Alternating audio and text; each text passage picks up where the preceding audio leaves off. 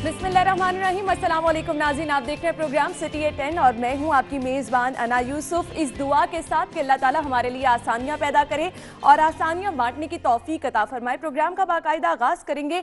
नाज़रीन, शादियों का सीज़न है और मेरी एक दो फ्रेंड्स हैं, साथ ही साथ बहुत सारे लोग जो हैं अपनी शादी के करीब इस बारे में परेशान नज़र आते हैं कि उनकी स्किन किस तरह से अच्छी लगेगी। लड़कियां ख़ास तौर पर परेशान नज़र आती हैं कि शादी पे हमने अच्छा लगना है और अपनी स्किन को ग्लो दिखाना है। तो इसके लिए हम आपकी परेशानी आज हल करेंगे। प्रोग्राम में हमारे साथ हमारे मेहमान मौजूद होंगे जो कि बहुत अच्छी टिप्स देंगे। तो अगर आपकी भी ऐसी परेशानी है तो आपको प्रोग्राम देखना होगा, आपकी भी बहुत सारी मुश्किलात हल हो जाएंगी। फिलहाल प्रोग्राम का बाकायदा आगाज करेंगे और पहला सेगमेंट शामिल करेंगे टुडेज वेदर।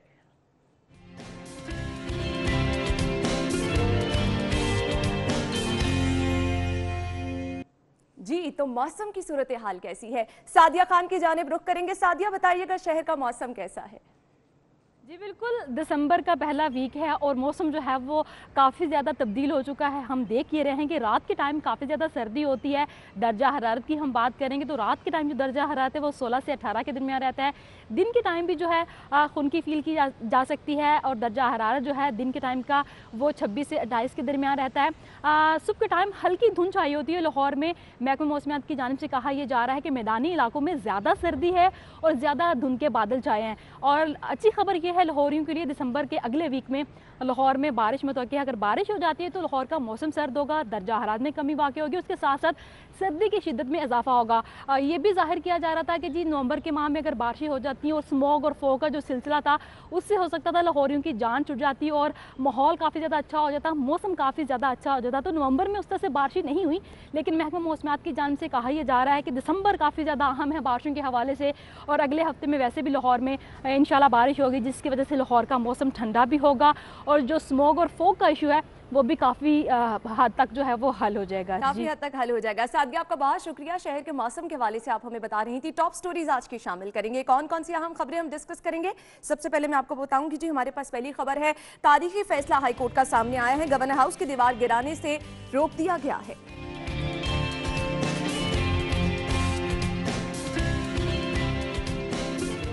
खरीदारी में ताखीर, सरकारी डिस्पेंसरियों पर अद्वियात की किल्लत।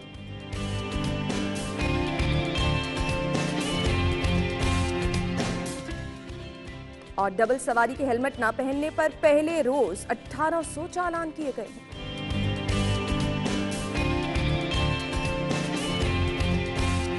और इसके बाद हमारे पास खबर है, मंसूबों के लिए 1.5 खरब मंजूर, जारी 1 रुपया भी ना किया गया। ये हैं आज की हमारी टॉप स्टोरीज। डिटेल में इनको डिस्कस करेंगे। हमारे साथ हमारे सीनियर रिपोर्टर होंगे राउद दिलशाद साहब और अकमल सोमरू साहब। उन्हें वेलकम करेंगे शो में। क्या हाल है जी? खैरियत से हैं आप? ठीक ठाक। आप ठीक है? क्या हाल चाल है आप? जी अल्लाह का शुक्र। अच्छा, टॉप स्टोरी की तरफ जाते हैं। गवर्नर हाउस को ना गिराने के, दीवार गिराने का तारीखी फैसला सामने आया, हाईकोर्ट की जानिब से रोक दिया गया है। क्या कहेंगे अकमल सोमरू? देखें ना, ये बहुत खुशाइन फैसला है क्योंकि ये बहुत हसल वसल में ये फैसला तो नहीं बल्कि हुक्म सादिर हुआ, का वक्त दिया, हुक्म हुआ। ये फैसला तो इन्होंने किसी फोरम पे किया ही नहीं ना। तो वज़ीर आज़म ने हुक्म जारी किया और उस हुक्म के तहत आप सारा कुछ कर रहे हैं। और अदालत ने बिल्कुल नुक्ता एतराज़ ठीक उठाया है कि ये पंजाब के अंडर है, पंजाब के अंदर है, लाहौर में है। और क्या पंजाब कैबिनेट में इसकी मंजूरी हुई है? क्या जो कॉम्पिटेंट फोरम है वहाँ पर इसका फैसला हुआ है? जब वहाँ पर फैसला ही नहीं हुआ तो महज वज़ीर आज़म के हुक्म पर आप ये कैसे कर सकते हैं? ये किस कानून के तहत आप कर रहे हैं? और ना सिर्फ ये कहा बल्कि अदालत ने ये भी कहा कि अगर अब इस फैसले के बाद एक ईंट भी गिराई गई ना गवर्नर हाउस की दीवार की तो सारे जेल में होंगे। तो सारे जेल में होने से मुराद वही लोग हैं जो इस दीवार को गिराने के प्रोसेस का हिस्सा बने थे। अच्छा, अब इसमें इम्पॉर्टेंट बात यह है कि ये गवर्नर हाउस अहमियत का हामिल क्यों है? आप देखिए कि कमोबेश 130 साल पुरानी इसकी तारीख है। गवर्नर हाउस बनने से पहले जब ये गवर्नमेंट हाउस डिक्लेयर हुआ था 1920 में, तो उससे पहले भी यहाँ पर जो है वो ये बताया जाता है, मौरखीन ने लिखा है कि सैयद बदरुद्दीन गिलानी की यहाँ पर मकबरा था और वो बड़े नेक बुजुर्ग थे, उन्होंने बाकायदा तौर पर मसाजिद भी कायम कर रखी थी। ये बात है 1660 के दरमियान की।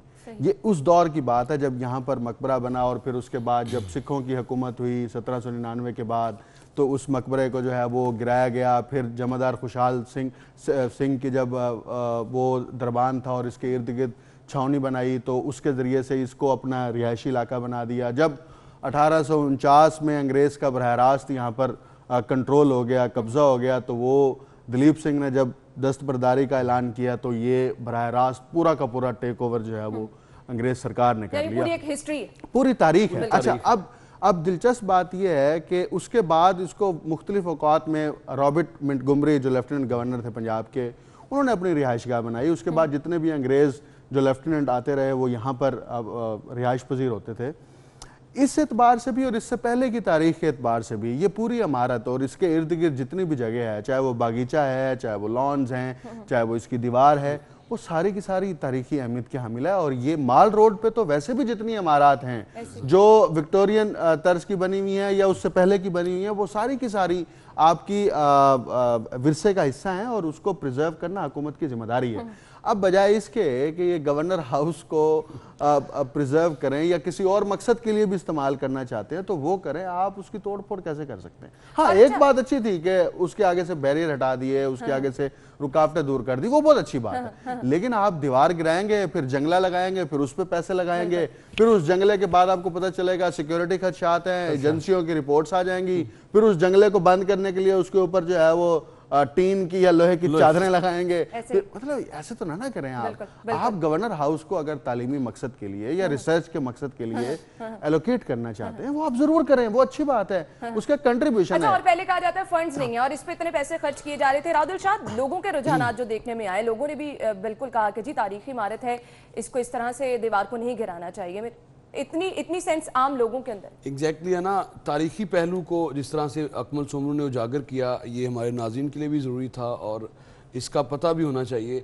और इसमें ये बिल्कुल इसी तरह की फ़ैसला था कि अभी हुकूमत संभाले 3 से 4 रोज़ हुए और फैसला किया गया कि हम लोकल बॉडी 72 घंटों में लोकल बॉडी एक्ट चाहिए।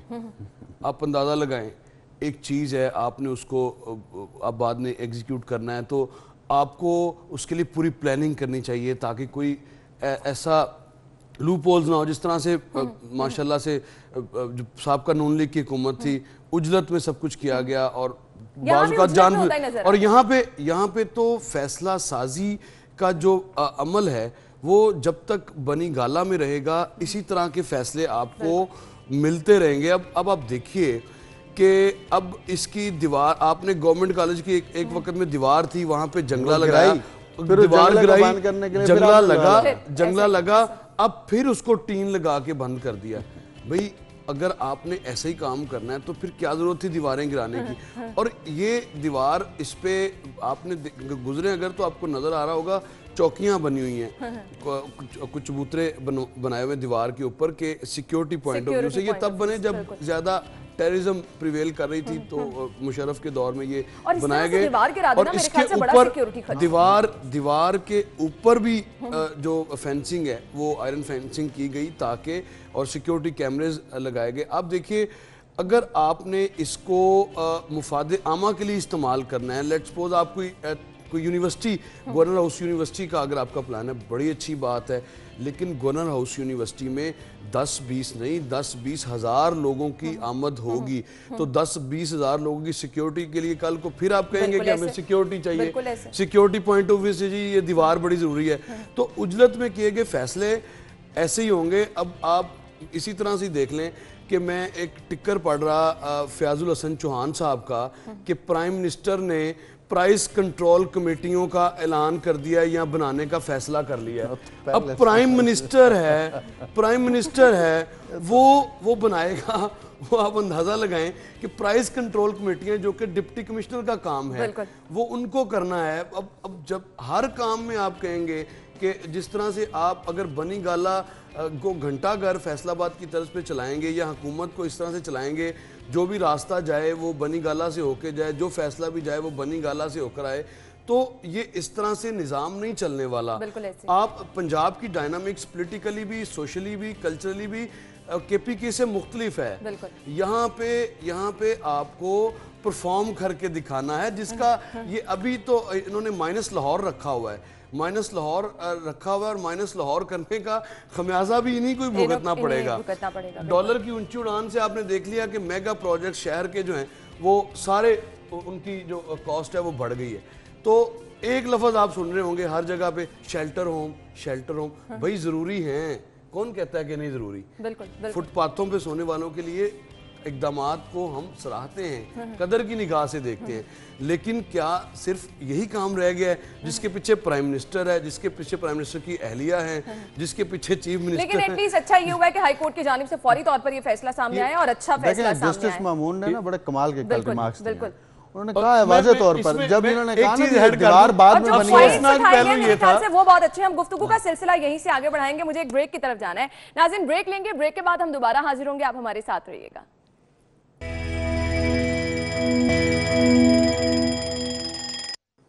ब्रेक के बाद आपको खुश आमदीद कहेंगे। अगर आप मोबाइल्स की खरीदारी के लिए जा रहे हैं तो कौन सा मोबाइल आपको किस कीमत में मिल सकता है, आपकी मुश्किल आसान कर देते हैं। सबसे पहले जी हमारे पास है Vivo Y71। ये मोबाइल आप खरीद सकते हैं, कीमत इसकी मैं आपको बताती चलूं 19,999 रुपए में ये आप खरीद सकते हैं।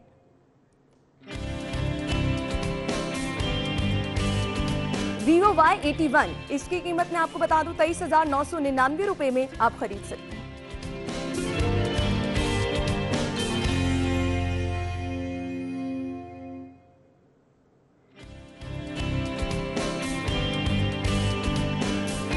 नेक्स्ट हमारे पास है Vivo V9, 29,999 रुपए में ये भी आप खरीद सकते हैं।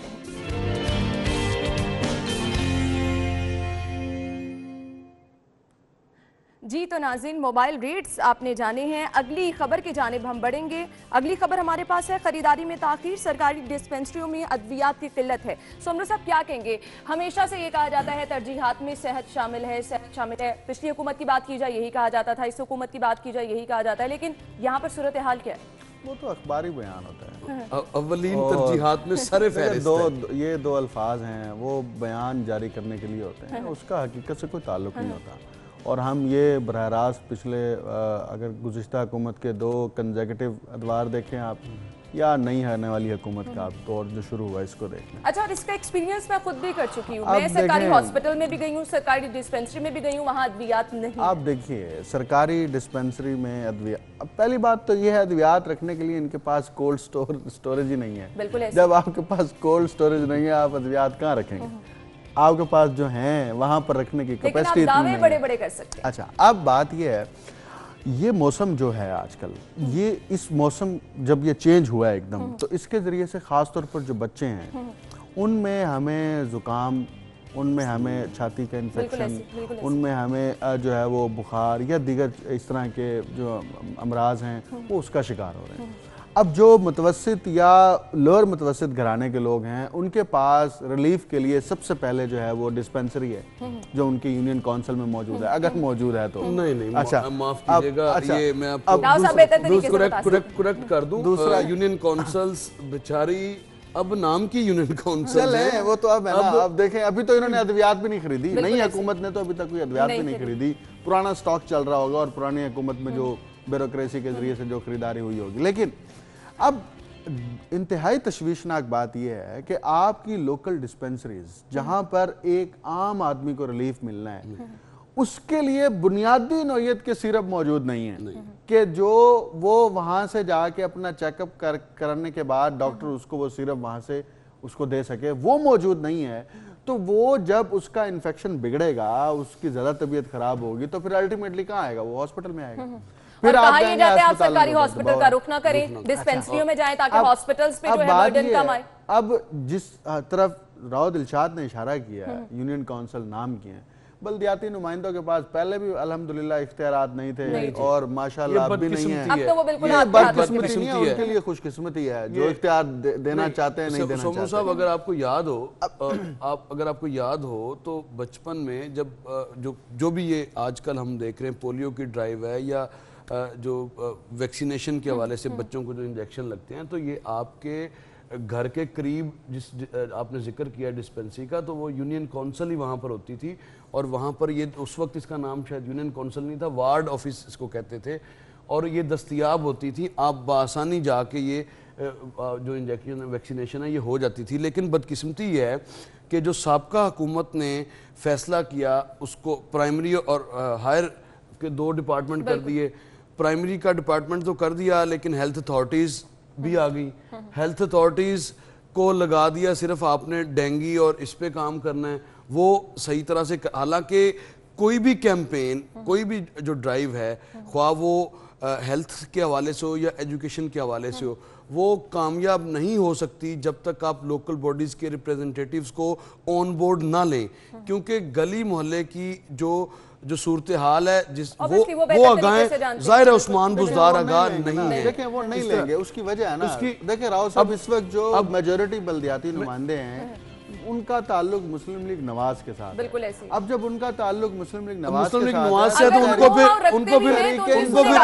मुस्लिम लीग नवाज से है, नहीं देगी ना उसको, मुस्लिम लीग नवाज से है, अफगानिस्तान से तो नहीं है। तो वो तो उनके लिए तो मतलब आप देखिए कि ये बुनियादी चीज है जिसके ऊपर मतलब ये इससे ज्यादा लम्हा फिक्रिया क्या होगा। रियासत हम नाम ले मदीना की रियासत का और काम करें ऐसे कि अद्वियात भी ना पहुंचाएं। ये तो बल्दियाती आप करते रहे ना कवर। अच्छा मुझे ये बताओ, सिर्फ एक बात बता दें, एक बात मैं तो कर भी रहा हूँ, क्या नून लीग की हुकूमत में बल्दियाती नुमाइंदे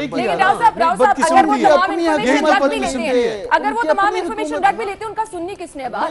हम यही कह रहे हैं कि बदकिस्मती है, साबका हुकूमत ने भी जो सलूक रवा रखा, ये इसी वजह से हिमायत याफ्ता, नून लीग के हिमायत याफ्ता चेयरमैन, वाइस चेयरमैन और नीचे का सारा अमला, उनके अपने दौर में उनको इख्तियारात नहीं मिले और अब ये एक्सपेक्ट कर रहे हैं कि वो हिज़्ब इख्तिलाफ जो अब हिज़्ब इक़्तिदार का हिस्सा है वो उनको खो देगी। वो तो बात हो गई ना। अब डिस्पेंसरीज में अद्वियात की फराहमी को यकीनी किसने बनाना है, क्या ये क्वेश्चन नहीं है? ये डॉक्टर यास्मीन राशिद साहिबा से ये पूछा नहीं जा सकता कि आप तो बड़ी बातें करती थी पानी के ऊपर जाके डिस्पेंसरी में वो कुछ ज्यादा बेहतर हो जाएंगे। यहाँ सूरत हाल कुछ गर्मा गर्म नजर आ रही। नाज़रीन एक ब्रेक लेनी है, ब्रेक के बाद हम दोबारा आएंगे। ये क्या ब्रेक इतनी जल्दी कैसे खत्म हो गई? अच्छा, टेलीनॉर 4G भी तो बहुत ज़्यादा तेज़ है। और नाज़रीन यहाँ पे मुझे ये आपको ज़रूर बताना है कि जिस तरह टेलीनॉर 4G बहुत ज़्यादा तेज़ है, ब्रेक भी हमारी कुछ उसी तरह से जल्दी से ख़त्म हुई है।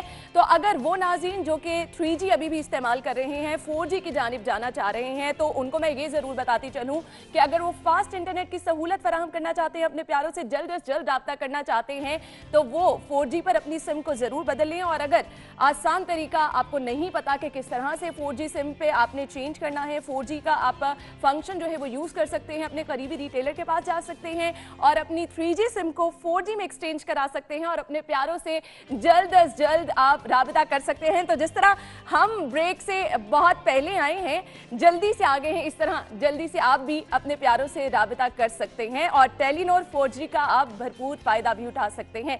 इससे पहले कि हम गुफ्तगू का बाकायदा सिलसिला जो है वो आगे बढ़ाएं, आप सेल्स और प्रमोशन शहर में कहां कहां लगी हैं वो आप अपनी स्क्रीन पर मुलाहिजा कर सकते हैं।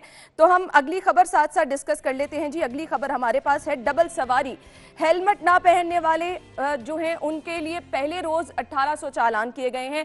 राव साहब, लोग इतने परेशान नजर आए और मैंने रास्ते में जाते हुए ये ऑब्जर्व किया बहुत ज्यादा कि कुछ लोगों ने वाकई डबल सीटर पे दोनों जो लोग बैठे उन्होंने हेलमेट पहने और कुछ ने नहीं पहने। अच्छा, इसमें ना ऐसा है कि ये पूरी दुनिया में डबल हेलमेट का कॉन्सेप्ट है। वहाँ पर ज़रा बाइक्स, हैवी बाइक्स चलती हैं, यहाँ पे हमारा मतवसत तबका, चूँकि एक मोटरसाइकिल घर में आ जाए तो मिठाई खिलानी पड़ती है सबको, तो हेलमेट के हवाले से जब पाबंदी आई तो बिल्कुल ये अदालत का फैसला है, अदालत ने इसको एग्जीक्यूट करवाया है।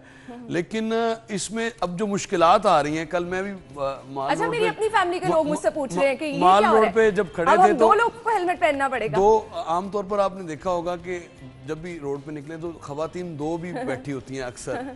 अब मुझे बताएं, ये तो 3 हेलमेट की जरूरत पड़ गई। नहीं, तो जिनके पास हैरान, हमारे एक दोस्त हैं तो वो कहते हैं देखो यार कितना जुल्म है, आप खवातीन भी हेलमेट पहन के बैठेंगे। अच्छा, ये खवातीन के हवाले से चूंकि हमारे यहाँ इस तरह से नहीं है टेंडेंसी, स्कूटीज को हमने फरोग दिया तो कितनी स्कूटी सड़कों पे हमें नजर आई, ना होने के बराबर सड़कों पे। तो खवातीन के लिए ये मुश्किल अमर ज़रूर है। इस पे अदालत ने जब फैसला किया तो मेरा ख्याल है इसमें अगर नजरसानी हो ही जाए तो बेहतर है। ख़वातीन को एग्जेम्प्ट करना चाहिए, क्योंकि ये कल बहुत ज़्यादा ख़वातीन जब हम कवरेज कर रहे थे चलान हो रहे थे, और वो समटाइम ऐसा होता है कि अच्छा, सिटी ट्रैफिक पुलिस ने अपनी ख़वातीन भी उतारी जिन्होंने हेलमेट पहने थे, 1800 चालान। देखें सीटीओ की जानिब से कल भी ये कहा गया है और बिल्कुल बात ठीक है। वो कहते हैं कि हमने 3 महीने तक जो अवेयरनेस कैंपेन है ना वो हमने चलाई है, और हमने बहुत सारे इशारों पर जो है बहुत ज़्यादा रिलीफ भी दिया लोगों को कि अच्छा ठीक है, किसी का कोई मसला है, हफ्ते का टाइम है, 15 दिन का। लेकिन अब हमारी आखिरी डेडलाइन थी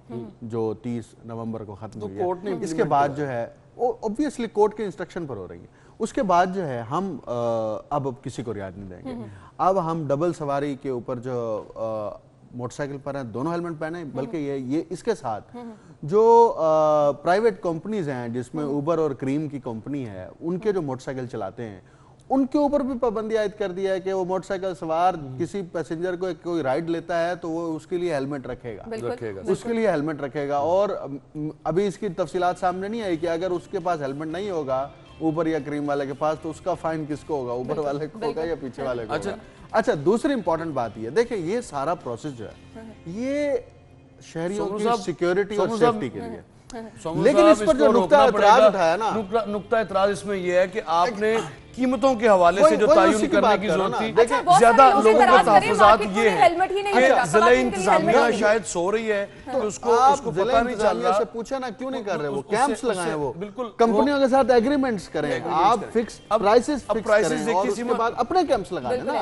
आप कहें ये डिस्ट्रिक्ट गवर्नमेंट के प्लान टाउन के तहत ये इस टाउन का ये कैंप है, इस टाउन का ये कैंप है, इस टाउन का ये कैंप है। कीमतों का तयन एक बड़ा मसला है जिस पर भी अदालत आलिया को मेरे ख्याल से सामने आना पड़ेगा। फिर अब हमारे यहाँ तो देखें होगा कारोबारी अफराद का मिजाज, अदरवाइज अब देखिए 3000 का या 3500 का कौन खरीदेगा? बिल्कुल यही कितना महंगा, अब तो 6 साल पड़ेगा। 6 कौन वाला लफ्ज खत्म हो गया, अब कौन नहीं है। कुछ लोग हेलमेट खरीदने पे एतराज करें, कुछ लोग हेलमेट पहनने पर एतराज करें। अब हेलमेट जो है आप चाहे 5000 का है चाहे 500 का है, आपने लेना है, नहीं लेंगे ट्रैफिक पुलिस ने एक अच्छा ये तो एक पहलू है ना, दूसरा भी सुन लें।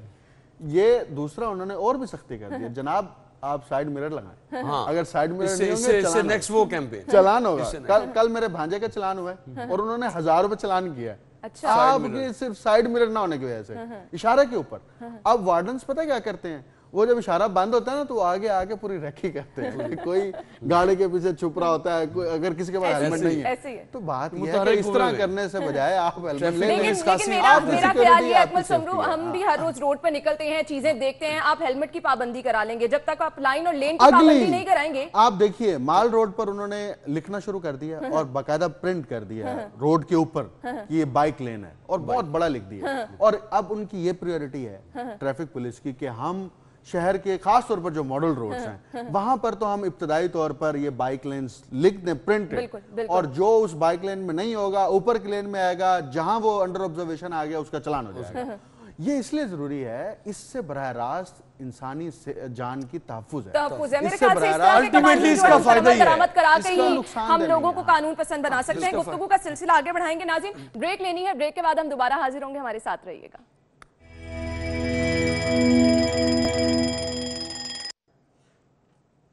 ब्रेक के बाद आपको एक बार फिर से खुशामदीद कहेंगे। अगला सेगमेंट शामिल करेंगे माल का हाल।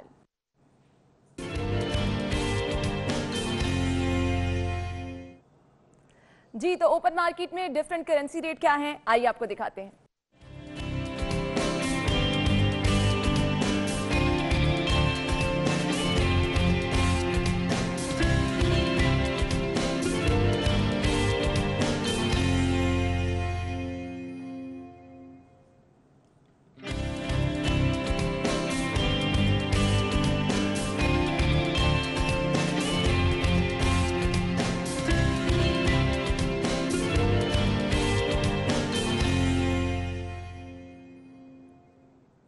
जी, तो नाज़रीन करेंसी रेट आपने जाने। अगली खबर हमारे पास है जी, मंसूबों के लिए 1.5 खरब मंजूर जारी।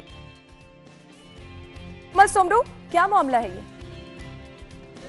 ना जारी 1 पैसा भी ना हो सका। शेल्टर होम कैसे बन रहे, कागज से बन रहे हुए हैं जारी। जारी लेकिन वो भी जिस उजलत में बन रहे हैं, कभी कहीं से अच्छा, मंजूरी नहीं ली, कहीं से मंजूरी नहीं। आप ऐसे तो ना करें आप। ऐसे तीर ना चलाएं, ऐसे ना मतलब तीर के पैसे जारी हुए हैं तो काम हो रहा है ना। तो सुन लेना प्रोजेक्ट्स कौन से पहले प्रोजेक्ट्स पैसे जारी हुए। शेल्टर होम का प्रोजेक्ट गलत है, लेकिन डेढ़ खरब की बात की जा रही है, एक रुपया भी जारी नहीं हुआ अच्छा ना। प्रोजेक्ट ये क्या कौन बात है? मुखालफत कर रहा है? आप कर रहे हैं, आप बार-बार तनकीद कर रहे हैं शेल्टर होम की। मैं कैसे तनकीद आप कर बार-बार सकता हूं? कर रहे हैं, मैं आप कर ही नहीं रहा पहली तनकीद। ब्रेक मैं से तो कह रहा लेके हूं, अब अच्छा, तक कर रहे हैं आप। मैं ये तो गलत कह रहा हूं, बात है ना अच्छा ये। फैसला। आप देखें ये अच्छा फैसला है ये शेल्टर प्रोजेक्ट्स होम्स इनमें का। से सिर्फ एक दो वो वाद प्रोजेक्ट्स काम तो है इंपॉर्टेंट जो गवर्नमेंट कर रही है, देखें चलें, और आपको गवर्नमेंट का काम अच्छा नजर चलें कौन ठीक सा आ है, रहा है? वो आप शेल्टर होम्स की मुखालफत तो ना नहीं, करें मैं ना। क्यों क्यों मुखालफत कर रहा हूँ? आप बन तो रहे हैं। देखिए लेकिन ये शेल्टर होम बन रहे हैं, वो भी जिस तरह बन रहे हैं, सोमरू साहब देखिए आपको भी वो पता है, जिस तरह वो बन भी रहे आपको पता हैं है। वो एक अलग बहस है, लेकिन आप उस प्रोजेक्ट को क्रिटिसाइज तो नहीं कर रहे, मैं प्रोजेक्ट क्यों- गलत मैं है, क्यों आप कर रहे हैं मैं बार-बार। नहीं कर रहा अच्छा देखें जी, मुझे पता है, हो सकता है मैं अच्छा आप मुझे बात करने देंगे।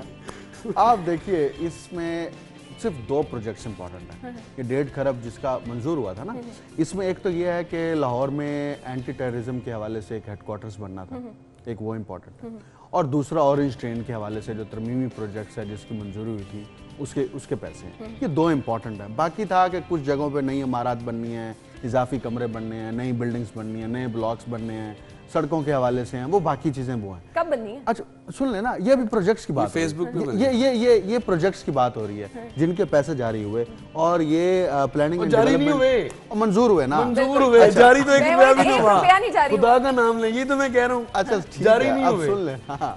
अब अब जारी बात कराए ये जा है रहे प्लानिंग एंड डेवलपमेंट के वहाँ पर मंजूर हुए, वर्किंग कमेटी अली रामे की ये तफसीली खबर है, और कानून के मुताबिक 13 वर्किंग कमेटी के जो है ना वो इजलास मुनक्किद होना थे, जिसमें से सिर्फ 5 हुए हैं, बाकी इजलास ही मुनक्किद नहीं हुए। तो आपने जो बजट के अगेंस्ट जो फंड्स रखे थे जिनकी अप्रूवल हुई उसको जारी करने का प्रोसेस हो नहीं सका। अब गवर्नमेंट की ये तरजीहात में शामिल नहीं है। गवर्नमेंट की तरजीहात में तो ऑरेंज ट्रेन भी नजर नहीं आ रही, नहीं आ रही। गवर्नमेंट की तरजीहात में टेररिज्म को लेकिन कॉम्बैट कहा तो करने ये की जा वो रहा भी था ना शामिल कि है। साबिका हुकूमत के जो अच्छे मंसूबे हैं उन्हें फौरी तौर पर मुकम्मल देखिए किया जाएगा। वो ये बयान है, ये अखबारी तो बयान है, और अखबारी बयानात जो है ना वो सिर्फ अखबार की हद तक होते हैं, उसका हकीकत से कोई ताल्लुक नहीं होता।